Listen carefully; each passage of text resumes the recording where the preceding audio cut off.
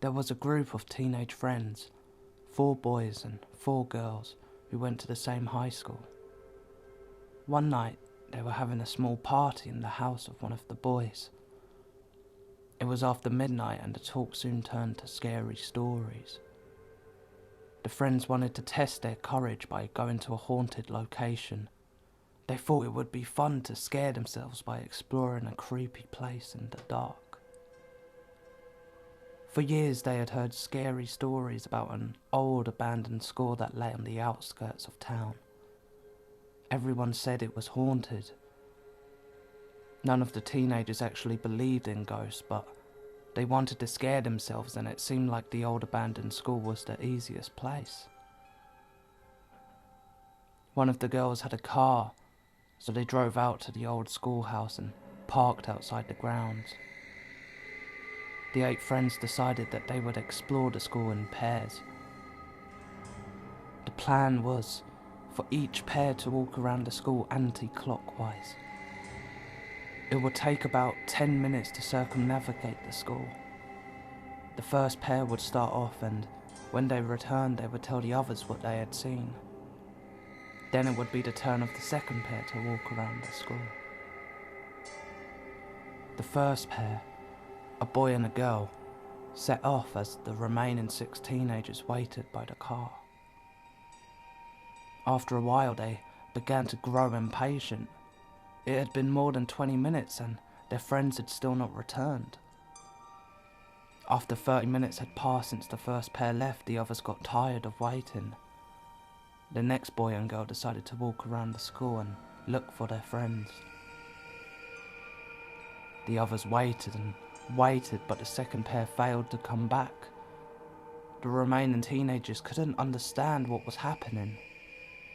They began to wonder if their friends were playing a joke on them. It had almost been an hour since the first pair had left. The third boy and girl pair nervously set off to try and find their missing friends. They never returned. The last boy and girl who remained were very nervous. The girl began to cry and the boy tried to comfort her. Eventually the boy said, "I'm going to look for the others. If I don't come back after 30 minutes, go straight to the police."